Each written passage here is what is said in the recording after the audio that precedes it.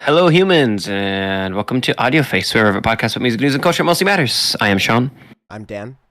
and for some reason, I can't see you on Discord, so I'm just going to pretend that I see everything. That Um, is strange. Oh, you know yeah, I what? don't I, know. I I know why. That is on my end. Sorry. Let me do that I need for to you. see your beautiful face. No, you don't. So this is episode 284. We had some scheduling difficulties with my traveling and all this other stuff last week. So Yeah, we're kind of doing the episode we had planned last week with an additional extras. fun little bits and bobs. A little bit of hmm quick hits. A lot of things have been going on, and they have been affecting the music world a little bit. And a couple of singles that are interesting. I don't even mean that as a tease. It's just like the only way I can describe them is interesting. So let's get into it. Yeah, exactly. So, well, we have four albums that we're going to review today, by the way. So, getting into those albums, we have um, Nadie sabe lo que va a pasar mañana by Bad Bunny. Ah. Look at your boy. Uh, Got another Black curveball here Rainbows. for you, bitch. What's that? Black Rainbows by Corinne Bailey Ray. We have Correct. For Dyer by Earl Sweatshirt and The Alchemist. So a little collaboration record. And we have Lando Spee by Daniel Villarreal. So lots of interesting things. Which that one was Dan's sleeper pick. Which I love sleeper picks when we get them. Like that's my shit. Like that's my Christmas. Yeah, sometimes I'm just like, let me just throw this on here really quickly. Let me just make sure that's on there because I'll get to that story when we get there. But for singles, Yeah.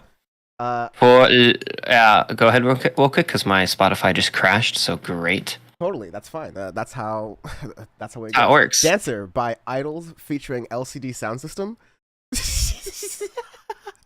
What? Okay. Old Head Paradise right there. Yeah, Old Head meets New Head, Paradise. Shout out Peter for throwing this out on the list because, like, yeah, I didn't look into singles as closely as I should have this week, to be fair, which is why we have a great team behind us. But I, what? It was a very random pairing, but it's a perfectly good song. I haven't looked at the music video yet. I think it has both the singer of Idols and the singer of LCD Sound System. Who, Yeah, it does. fun fact, he turned down a job to write for Seinfeld because he didn't think it would go anywhere and preferred to do music. He was offered a Interesting. writing job on Seinfeld, so that's funny. Not as funny, actually even funnier, depending on how you're looking at it, is how they started collaborating together. Which, like, I honestly have no idea, but it works. It's a really good, well produced song in my opinion. I'd say it leans more Idolsy than LCD Sound System-y for sure. So don't Yeah, definitely for sure. So, um, yeah, and then we have probably the weirdest collab. Yeah, I don't know which one was weirder actually. Both gave me whiplash. So there was that, but there's also Bjork and Rosalia. A little 1 minute song, which is what is it? Help fight fish farming in Iceland, which is the most random thing. Um, That's like for podcast these audience, we're just shrugging. Like it's just like are just it's an straight ambient shrugs. thing. It I guess brings attention to this situation. I guess it's a good situation or like thing to team up for. And by the way, for the record, this was before the Israel Palestine stuff started going out. So if you think it's like poorly timed or anything like that, just like shut up. Yeah, This happened before then. yeah, exactly. Please touch grass. Anyways, Please touch grass, please. yes. Let's jump right into the albums for this week. So I'm also very impressed. Like three things I didn't expect would ever pair together. Uh Idols and LCD Sound System, Bjork and Rosalia, you in Spanish. Hey, I got the last name for it. So, Anyway, first album review of the day, serving up Gary's way bean. Boop. We have Nadie sabe lo que va a pasar mañana by Bad Bunny himself. 22 songs, hour and 21 minutes long. It's a lot of Bad Bunny. Goddamn. what, he needs Yeah. another yacht. Business is out yachting him. He's got that Kendall bill now, so that's what this is. I don't know what's more controversial, that relationship or the Israel-Palestine thing. Anyways. Or Taylor Swift's new relationship, you know, which one? Oh, we're not even gonna touch that 3-hour podcast. Anyways. Yeah, we're not. We don't got time for that, bitch. So that's a long. Oh, okay. Well, I didn't mean like that, but we don't got time for like a 3-hour bitch podcast. Like, okay. Like no. I like Taylor. We know that. So I got respect I was holding for on her. to my seat for a moment because I was like, No. This ain't no Lana Del Rey. So that's the hill I'll die on. old heads and Syndicate 23 members know. Anyways, this is kind of like a victory lap album for Bad Bunny, as like all of those albums kind of like his successive work has been. He's one of the top artists, not just in the Spanish speaking world, but in the English speaking world. He's at this point, and you know, I was willing to give this a shot, honestly, because I think artists at that level and even artists at lower levels deserve a level of like braggadocio with whatever they're talking about and what they put into their lyrics. And after just like reviewing some of them, like after like song 3 or 4, I was just like, oh no, he's like angling to become Spanish Drake, which we saw from like just this month how mediocre that is already. So I think it's the wrong thing to be aiming for.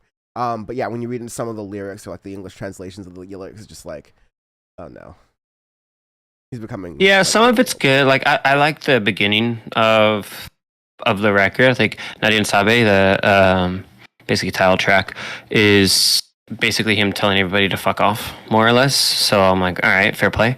And it's like a good intro into it. But the thing with this record, it's more like his older sound, where it's Trap Bunny, is what people are saying.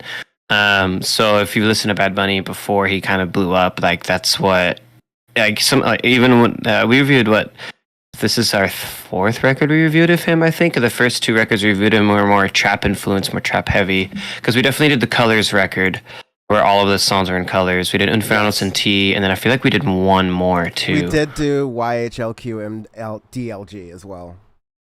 Yeah. Okay. Like so yeah, we definitely did that one too. Yeah. We at least like mentioned it like in passing, because I don't know if we did like a full review of it, but yeah, I do remember. Oh my god, we've done a lot of Bad Bunny.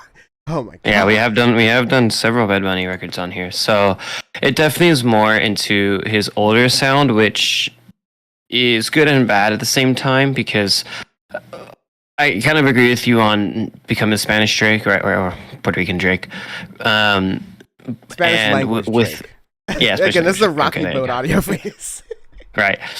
And like I think it suits him in a way, but I know he can do more, if that makes sense. Where it's like, I wanted more from this record than that. I really like Monaco because he samples fucking Formula 1 cars on it, and I will forever give him credit for that. He has, in the middle of the song, there's V8, V10 Formula 1 cars blasting in Monaco, and like, like when I heard that shit, I was like, respect. I think Monaco is probably like one of the high points of the album, and it's like this is my favorite on that record. I like it a lot. To me, it's the issue is that the album sort of like, I guess depending on how you see it, like I was ready for something that you can still be sort of like Trap Bunny, but do something in the production that's a little bit more artsy or out there, which that sampled like a 70s like French like track. I remember, I can pull up the name in a moment because I have it, but it was really like, this production was really smartly done, and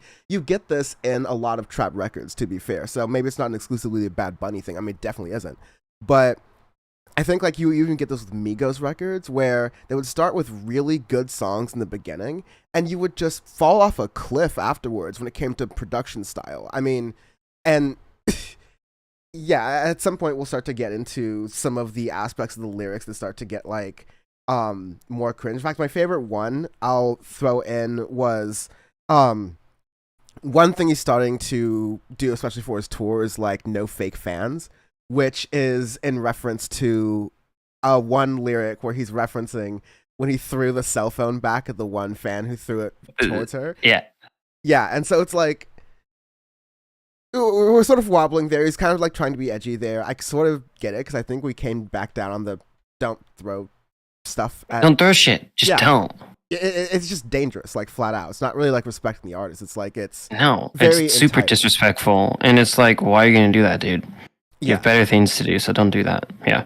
Yeah, but it's just riding that line. We're just riding that line. It's easy to just be above it and kind of like not care or do it like a bit more of like a less subtle way, but or more subtle way rather. But it's just like riding that line, and I hope he course corrects a little bit into being able to do more. Yeah, it was really a trappy record in retrospect, but I think mixing some of the more like neo pop elements of like doing a mix of things. Like I think Un Verano Sin Ti was a good example of that. This is like, yeah, it feels like a variation in one direction. Trap is like not really the bustling genre it once was right now. It's very, very stale. Yeah. It feels really top heavy to me. Thing too. Yeah, absolutely a production thing where I feel like the production is just super flat. So, like the first 5-6 tracks, I like quite a bit from Nadine Sabe down to Cybertruck. So, Manoko Fina Hibiki, Mr. October, ironically, October's very own. Cybertruck, I call her Elon Musk. Those tracks I end up liking quite a bit, but then from there it just gets a little flat to me where it just is long with the production, and it's like I wish she was a little bit more varied in that regard, because I know, like, especially with Inferno Sin Ti, with how diverse that one was compared to it, I wanted a little bit more, like, you could add pop elements into it, you could add trap elements into it, you could add neo-pop elements into it here or there to make it more diverse, but when you get there, it's just, it gets flat, and then pretty stale by the time you're ending the record and everything, which I feel like is a shame, because I wanted a little bit more with that. There's still some bangers in here for sure. It's not like Drake level bad at all, but it's I want a little bit more, but I feel like it's mainly the production in it, because if you listen to a lot of the lyrics in it, I actually really like it. And even like the title of the record, I think it's pretty cool, and no one knows what's going to happen tomorrow. Yeah. If my Spanish is good enough. Yeah. No, that's remarkably correct once again. Yeah, thank you. There you go. Well, when I first read it, it was funny because Vanessa was like, "It's Nadien," and I'm like, "What do you mean it's not Nadien?" She goes, "No, it's Nadien." I go, "Oh shit, thank you." So everything else I got right until she had to correct me. So shout out. I mean, that's how it's spelled. So I guess exactly. I'm too German. It's like you must pronounce every single syllable. And then there's also like variations. Like there's variations in how Spanish is spoken all over the world. Absolutely, so, yeah. There's ways like that. Absolutely. But overall, okay effort, okay record. I definitely wanted a little bit more. So actually, I could say I wanted a little bit less because once again, 21 minutes. Yeah, but I see exactly what you mean. But yeah, I want more art. I want push yourself a little bit further, and definitely you don't need to do an hour and 21-minute record, man. That's long as hell. Bad Bunny dance record when? No, please don't do that pivot. Don't do that pivot. Arbitrary scale. We do arbitrary scales every week on Audioface because our review is our review. We won't tell you. We gave you a letter ranking system to how we felt it, or a number ranking system about how we felt about it, or what Pitchfork said in their headline of it. His fifth solo LP is a rap homecoming. It doesn't possess the magic or sophistication of his best work, but he's just as horny and cavalier. Okay. Big fucking K shirts coming soon. Big fucking K shirts. Big fucking K. This arbitrary scale. It is going to be Cities Skylines builds. If you ever played The Sims or any sort of city building simulator game, or like Roller Coaster Tycoon, then you'll appreciate that this game is the second version. The long-awaited second version is coming out after a decade. And hopefully your CPU doesn't get blasted by the specs that just got upgraded. But my CPU is already getting blasted by Starfield running that shit at like max graphics, and it's like, please stop. Well, you can run max graphics on Starfield, and I feel pretty good about City Skylines on my computer. Yeah, I did it for a while, and I was like, it was good for a little bit, but sometimes when you get in like really big like literally space battles, it just starts sputtering. I'm like, oh lord, it might break my computer, so I had to bump it down. Yeah, just always playing with the resolutions. Anyways, this would be one of those builds of people who like build a bunch of suburbs that don't connect to each other with anything but like one-way road, and it's like in a nice shape, so it looks sort of nice, but it just doesn't really offer all the things you need. This is the most obscure rating scale we've done in a while. This is definitely the guy who is laying out pipes, but it's all like scattered and stuff. So you have to like add extra ones because everything is not symmetrical at all. And that's exactly how I play City Skylines. Yeah, pipes looking like the damn Al Jazeera logo.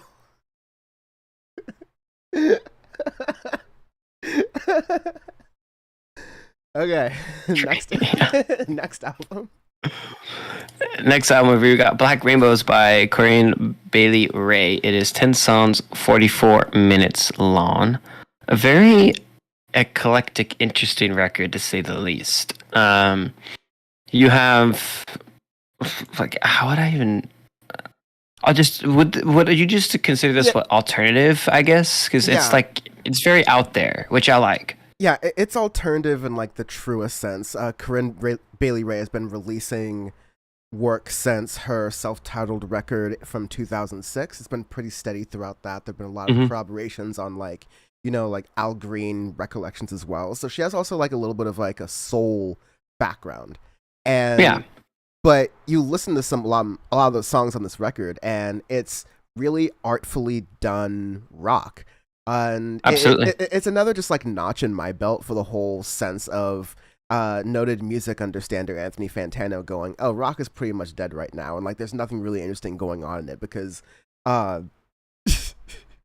think also going back to that, didn't we do that in 2017? Or like really early on the podcast, maybe not 2017, but like 2019. 18. Maybe. Okay, 18? 18. Got it, right? So we were ahead of that curve, and we kind of like made that assumption and like understanding a full 5 damn years before this. So go us. But it's a really eclectic record, but in like all the best ways, in ways where you really wish more artists who have been making music for this long could still be as dynamic in their sound and what they're willing to experiment with and combine with. It's like a St. Vincent style where it's just super out there, but really good rock, right? And showing that, you know, women artists are fucking killing it, right? In all genres, in all licks of the music industry. Example, right? Third track, Eraser, which is like a really punk style, fast rock song. And then you have Earthlings, which is just this really cool experimental piece, which almost sounds like an old school Tori Moi mixed with St. Vincent or something like that, right? Or it just sounds really interesting, but I like it. But you pair those two next to each other, and it's like, oh, this is really out there and different in that regard, which is good. And it's needed in this day and age, right? Where I really feel like there's been an resurgence in alternative this year a lot. And this is kind of solidifying my take on that, which I've had pretty much all year. The anti-Anthony Fantano podcast. But overall, I think it's a great record. I really like the placement of the songs, right? Where, example, right after Earthlings, you get Red Horse, kind of a slower, more standard alternative track, which I think is lovely. It's really, really goodly placed. Sean English, you know. Because of all the eclecticness of the tracks before it, it needs something to kind of calm it down, if that makes sense. You got Dan Certified New York Transit Queen. I was going to mention that. It's like, especially in the, not only for the bait, for considering how I've been traveling there a lot, but also the juxtaposition of songs like that, which are really punky and energetic, and it's like a $1.49 when it comes to the duration. Like, you then go to either of the songs before it, Red Horse or He Will Follow You With His Eyes, and like all three of those are really different experiences, but altogether it's like a really cohesive record. I want to cohesive in the way the styling's done, because it's definitely eclectic in sound, but cohesive as a project. Because Yes. example, you get put it down, which is like an 8 minute track, which then turns into this almost house bop jam, which is really cool. But somehow she makes it fit all together in a record and make it cohesive enough to fit. Where I feel like other artists, if they would attempt that, it wouldn't sound as good. But I think it's the production, it's the musicianship, it's the artistry of it all together that wraps it all into a beautiful project together, which I think is fantastic. Absolutely. Absolutely. This is a very, we don't respect critics on this podcast, but this is a very critically acclaimed record right now. And I still need to listen to it a little bit more. I'm not sure if it could be worth a nomination for definitely alternative and rock, maybe because it's a bit of an interesting year for those sort of staple, For sure, yeah. for those sort of staple records, but definitely hasn't been a quiet year.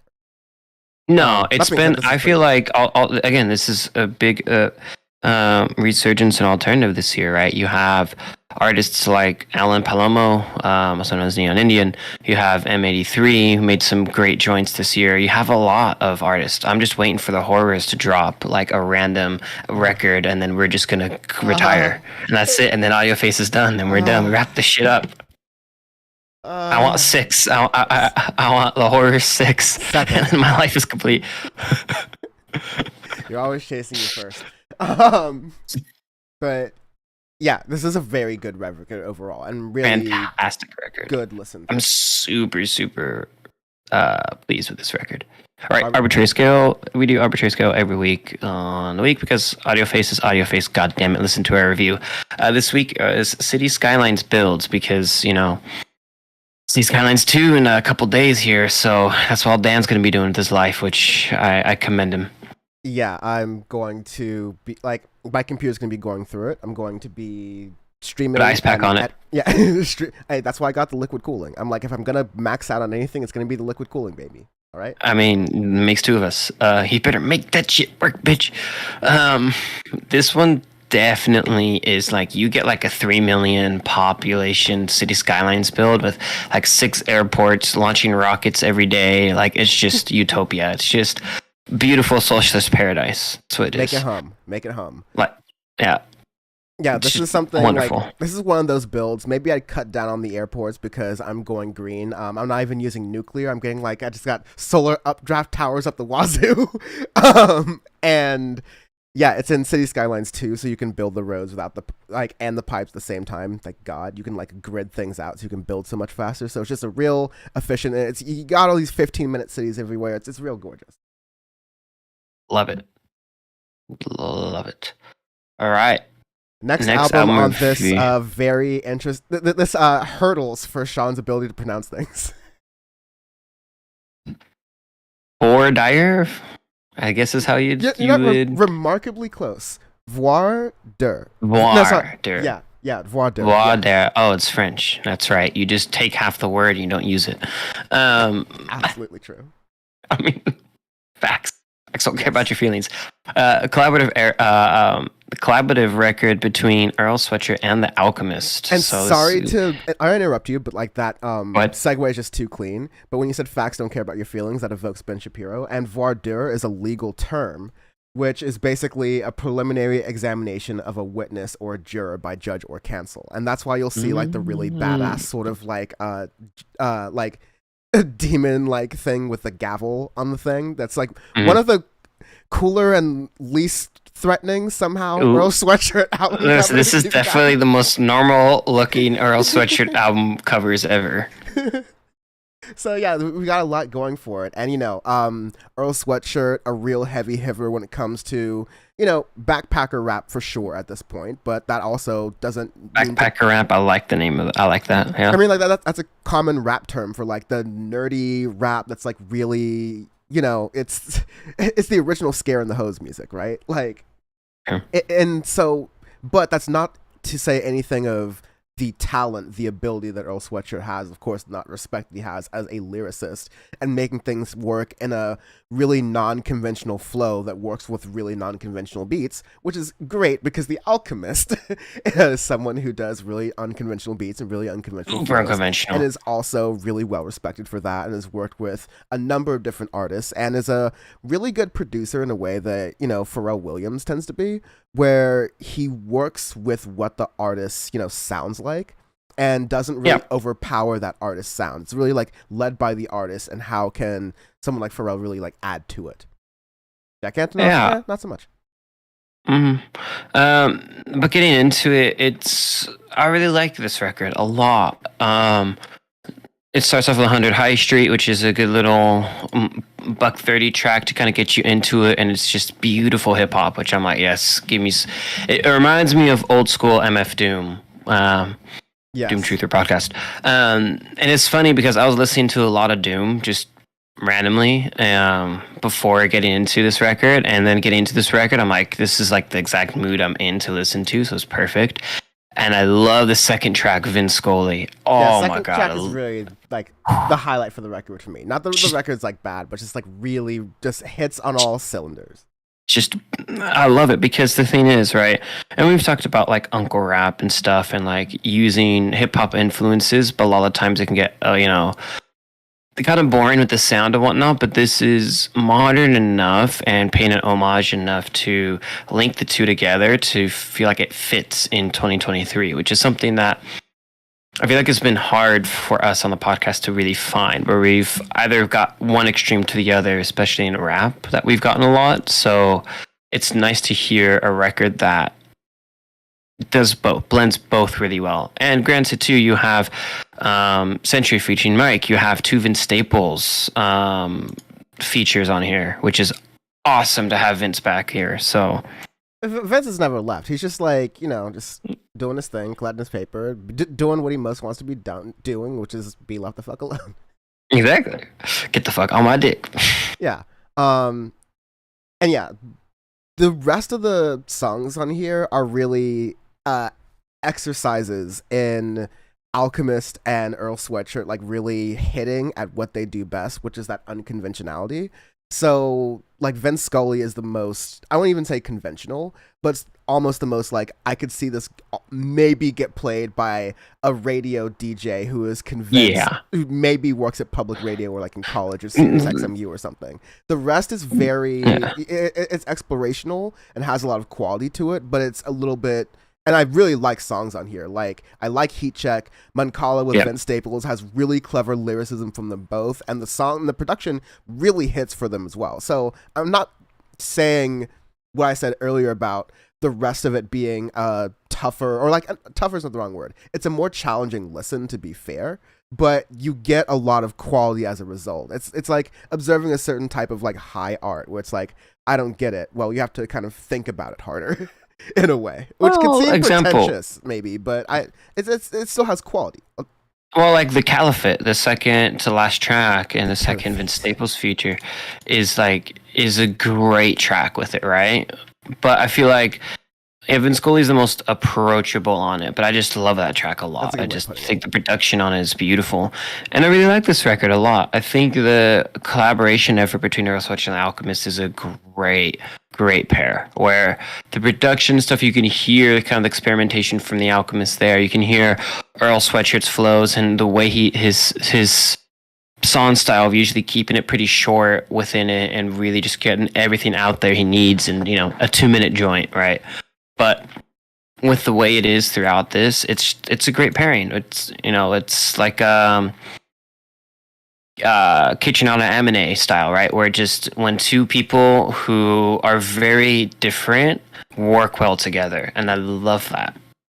Yeah, this is definitely an instance in that. I hesitate to compare it to, because of its collaborative nature, I hesitate to compare it to even like Sick, which is like I played the hell out of that bitch, and that's very unconventional too. And so I do like that album, like I guess a little bit more, but that's sort of subjectively. I wouldn't say VOIR is like a worse album. But I don't know if like I'm gonna be replaying as much of it compared to how I did with Sick. But I will say like Vince Scully and Heat Check are like really the ones I might be playing. In fact, I think in one of those songs, it actually might even be Mancala, there's a little part at the end where I can only assume like Earl Sweatshirt or like someone on the production team is trying to order some food at a drive-thru, and you can kind of hear like Sick in the background. And I would know because that was the song I played on Spotify the most the year it came out, like a whopping, like 400 times. Partially because it's a short song, partially because it's fucking awesome. And it's like my brain's hold music kind of thing.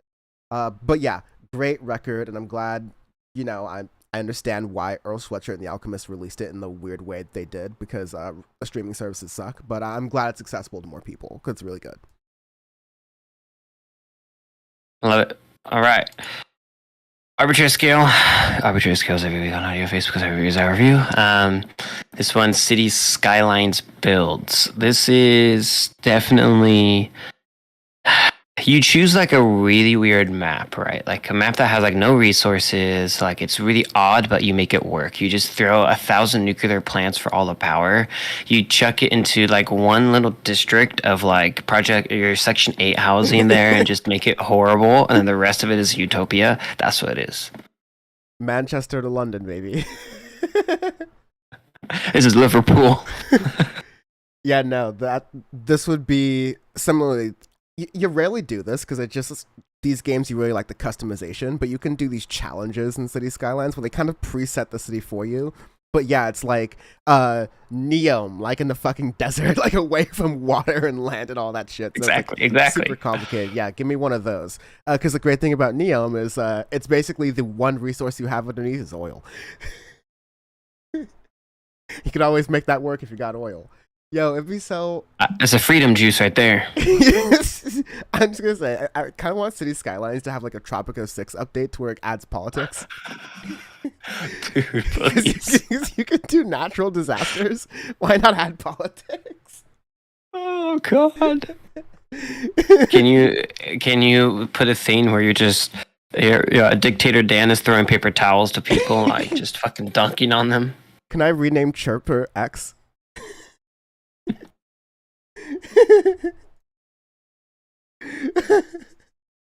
That is so obscure. I love it. That is like 8 levels deep.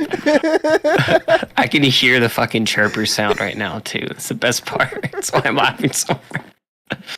Oh, Jesus. Anyways, I hope there's like 3 people who are in the Audioface viewership who play City Skylines, that besides us, who really appreciate these jokes. Please, one of you 3. I will literally be so happy with one. Please comment if that is you.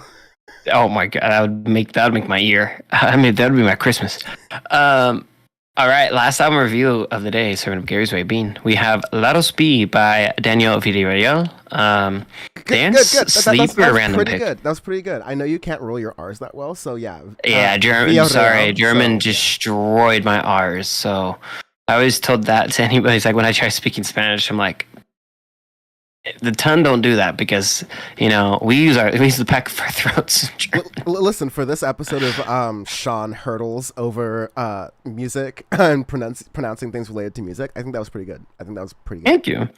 I've definitely had worse days than today. You're definitely not the Kenyan daughter, like whoever, who was just like failing that track and field race.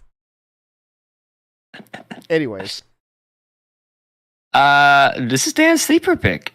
Well, like. He just randomly says, "Hey, I found something really cool. Kind of sounds like Atoms for Peace. Here you go." And I'm like, "Yeah." So, to be fair, I described it as jazzy funk.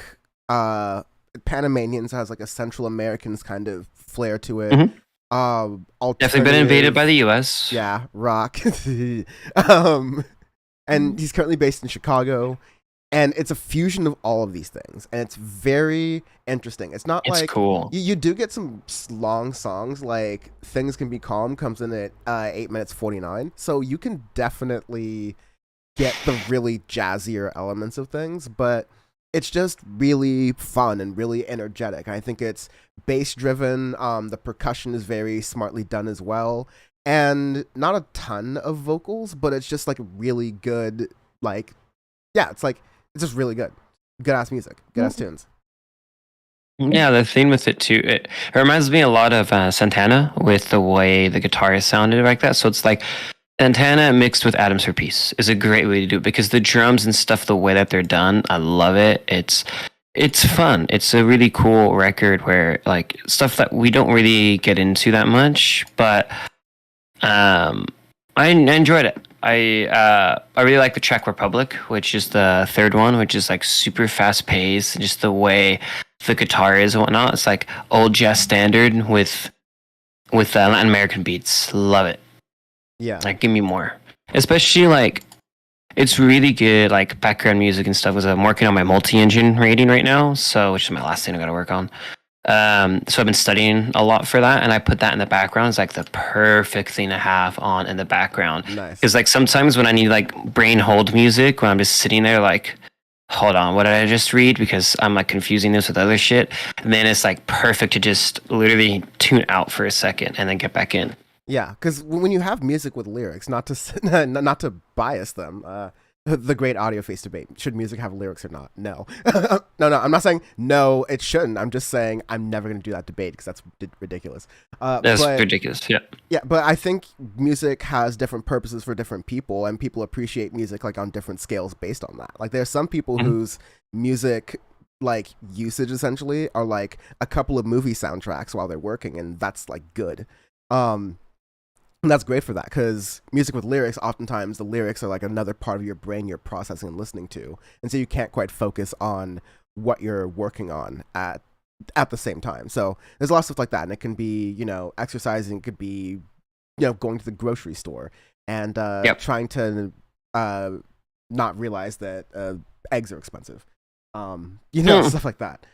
It's really solid for that, and I got to hear them live at it was like a touring band they're doing. They're actually coming to LA, I think this week actually. So I might go and see them again.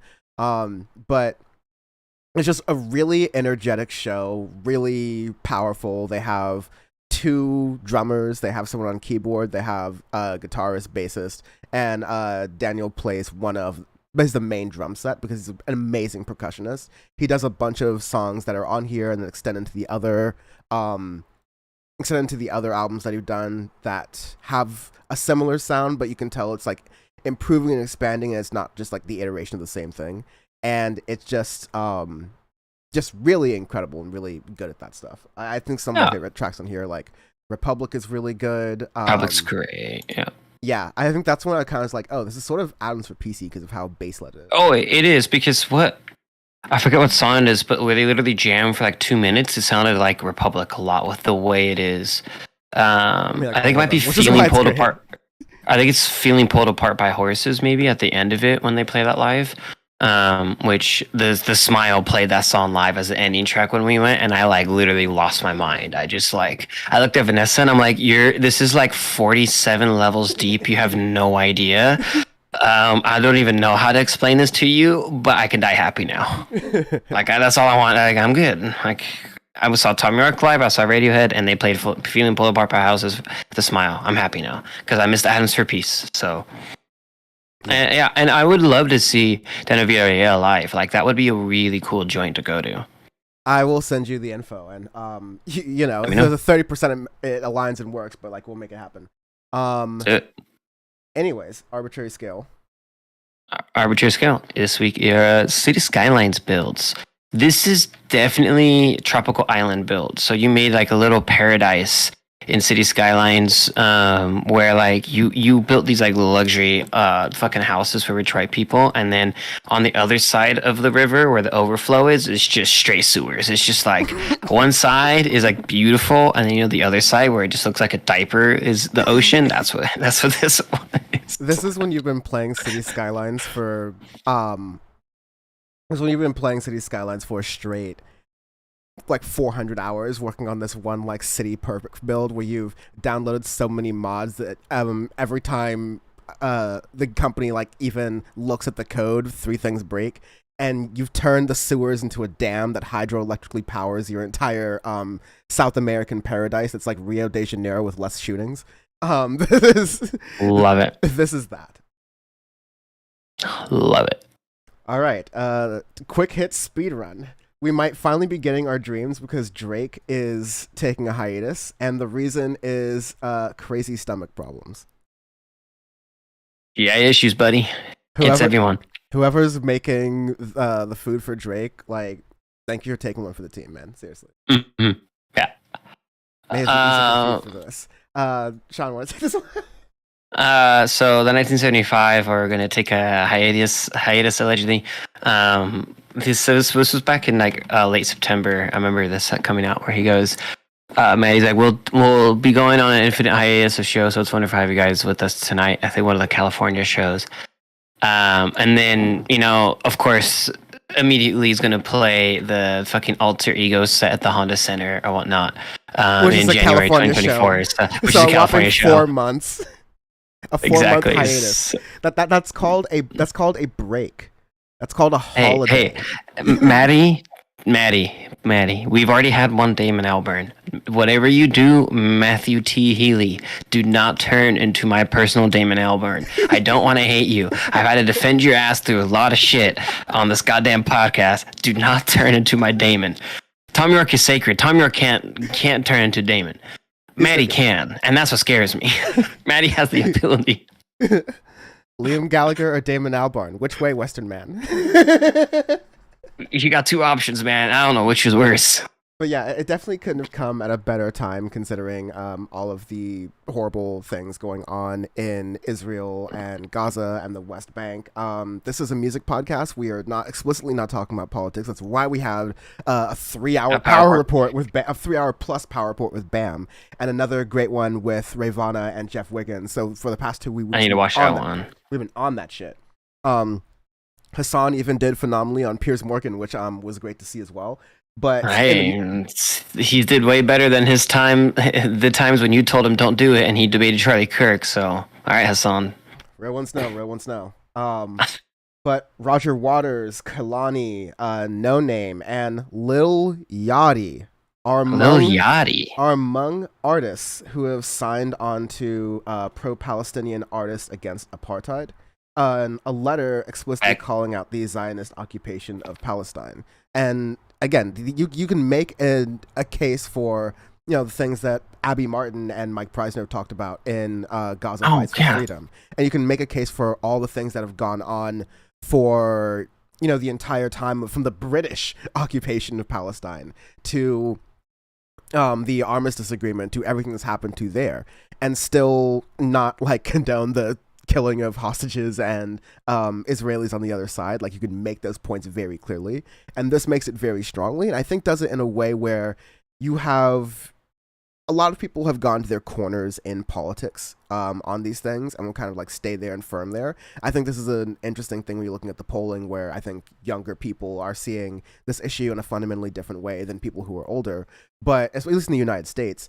But when you have musicians who are doing it, it's outside of that world of politics. And so there will be a lot of people who this will people will have strong opinions about it and may boycott their music or whatever. Again, I don't think any of the people we've just named, Kehlani, Mikkel, Blanco, inevitably Rage Against the Machine. I don't think any of these former Pink Floyd, Roger Waters, I was gonna say. Roger Waters has always been outspoken about stuff like that. So yeah, but I'm saying none of these people are equivalent to Kanye West, right? That is pure, unabashed anti-Semitism. This is Kanye is 20 levels deep. Kanye and fuck, what's her name? God damn it, Doja Cat, certified anti-Semites. I almost said something so wild, but I stopped myself. But I'm just gonna say that it is ridiculous. So that is cool, and even Bruno Mars has kind of been on it as well, because he has decided to cancel his concerts in Israel. Actually, not really because of a political statement, just because he's a little bitch who's afraid of a couple errant rockets the Iron Dome's gonna get anyways. I'm just kidding. That's my Bruno Mars Ariana Grande moment for those of you who have been listening to the Audioface podcast for a minute. You're afraid of some little rockets flying over Tel Aviv, you little bitch. Bruno Mars can't have anything original.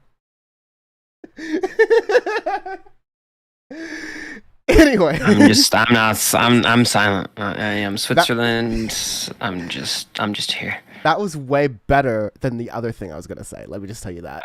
Okay, good. Okay, good. So let me tell you, Vez Tumor Live. I'll get. Oh, Eve's Tumor. Yeah. Yeah, Eve's Tumor Live. Actually, I will save that for next week, just because we're going. Yeah. Okay. Get more into that. To be fair, but Lana Del Rey.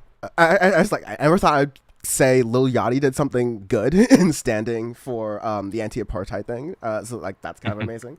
Lana Del Rey is making sure like tour profits are going back to tour stops, or like kind of doing that further than, you know, I just brought an economy of people to these different states or places like Taylor Swift or Beyonce did. But Lana Del Rey says she donated every dollar from the Back Into tour into the cities she played. And that probably took different forms in different cities, but that seems to be a really amazing kind respect. Of thing. Yeah. It's respect. All right. I have a lot of gripes with her, but pay your taxes. I'll respect it. This is America. Domino's fills potholes, and musicians help cities. It's rough. There was a news story that, you know, we were an anti-incarceration podcast, but that being said, Tory Lanez, there was a fake news story that he was being moved to the general population. We can confirm now, Audioface Investigates has people on the ground. Just kidding, no. And could you imagine? That would be wild. Live reporting from prison is our Audioface correspondent. Audioface live from Folsom Prison. Jesus Christ. Could you imagine the live stream though? Anyways, I'm down. Fuck it.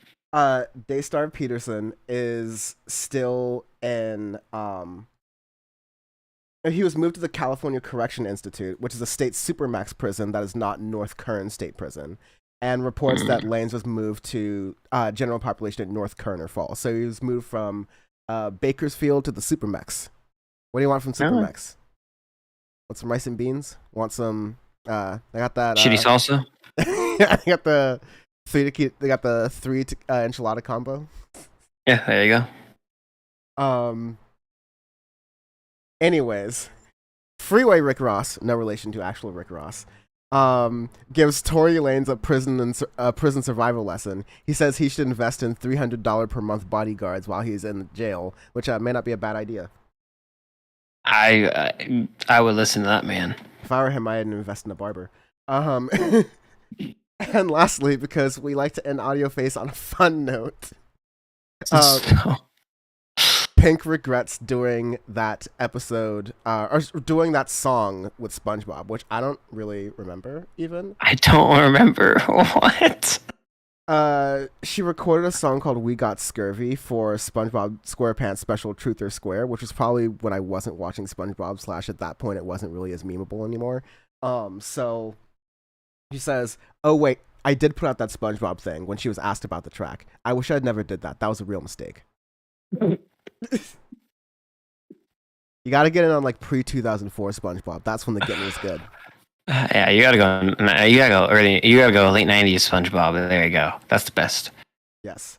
And that has been Audioface. Thank you very much for listening and watching. You can find all the things on audioface.show. Aren't you glad you don't have to say anything long like in the old days? Again, we put in a little bit of sprinkles from the old days. We didn't go too far. But that's tomorrow, and that is it for us today. We'll see you on the next episode. Cheers. Bye-bye.